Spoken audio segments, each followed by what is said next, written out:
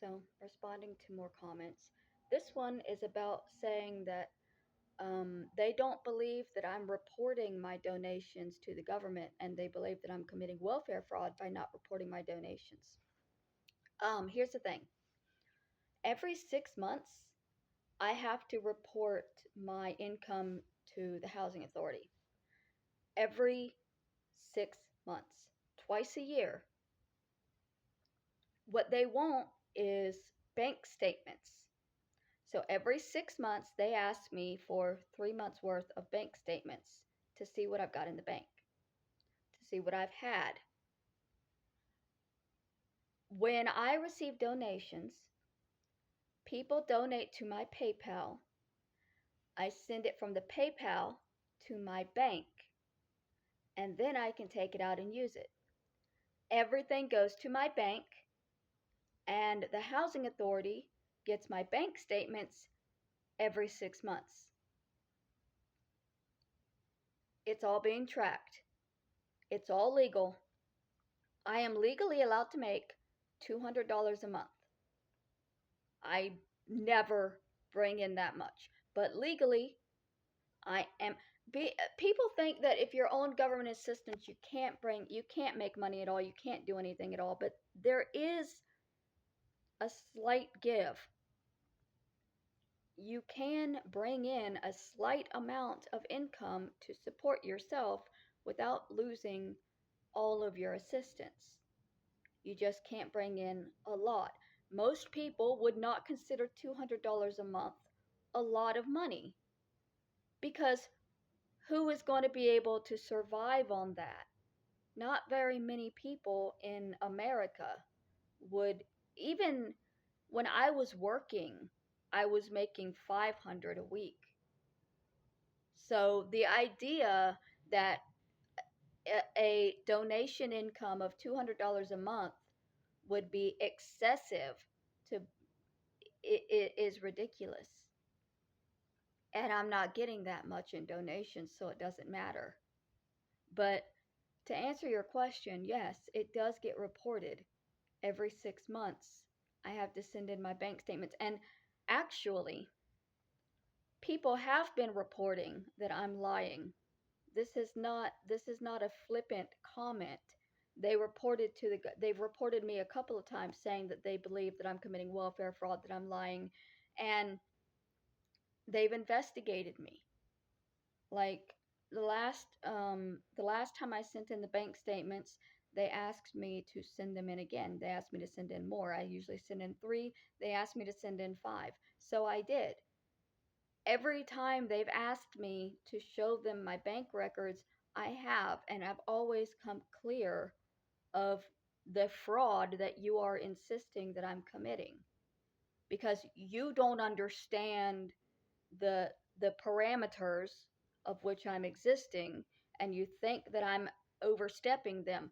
If I was overstepping them, I would not have the existence that I have. That I know what I'm allowed to have and what I'm not. I know. They've made it very clear to me. I follow the rules. I don't do drugs. I don't have people stay here. I don't have a pet without them knowing. I'm allowed to have a pet if I let them know that I'm going to have a pet. I'm probably allowed to have a boyfriend over if I wanted to, but I choose not to have anybody over because it's a single unit, and I don't want to be put in a position where somebody might want to try to move in and then I would get in trouble. That happened too. In the beginning of all of this, when these people started, there was a man who was trying to get to come and live with me, and there were people saying that I should just give up my apartment to somebody more deserving. I am just as deserving as anybody else who would have qualified for this unit. I was on the streets, I was in the programs, I did everything that I was supposed to do, and literally every single one of you has the opportunity to do the same thing. If you're unable to take care of yourself, and you prove to the government that you're unable to take care of yourself, because that's the thing, it's not, when you say you're homeless, you have to actually be homeless. You can't like be living in your friend's house or or their garage or whatever. You have to actually be homeless. When I was homeless, I had my therapist every couple of weeks would randomly come out to the spot where my tent was or where I was sleeping to document that I was there at like midnight or 5 a.m. to document that yes, I actually was homeless. The the programs that help people like me, they're very thorough. And as much as the cyberbullying groups want you to believe that it's easy to finagle and get through without actually suffering any of what you're saying, it's not. They are very thorough in the process. That's why it took 5 years before I was able to get the Section 8. I had to be homeless completely and in the program for 2 years before I was qualified for it. It's not nearly as easy as they're making it sound like. They make it sound like I came to California and I had housing a week later. I was homeless for 5 years. I slept in tents on the sidewalk. I slept on the beach. I slept in parks. I was sexually molested and I was not raped because I had pepper spray and I had feet to kick. And I learned quickly to sleep with my boots on so that I would always have a weapon right there at the end of my leg. But there were a lot of nights when I would wake up to somebody touching me.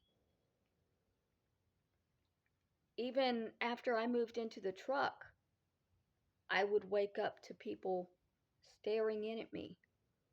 I took a video of a man on like Christmas morning just smoking meth outside of my vehicle, and that was a normal encounter for me when I was homeless. I'm documenting everything properly. You don't really have to worry about that. I know you do because you want to catch me up in a scam. You want to get me in trouble. But I'm doing everything right.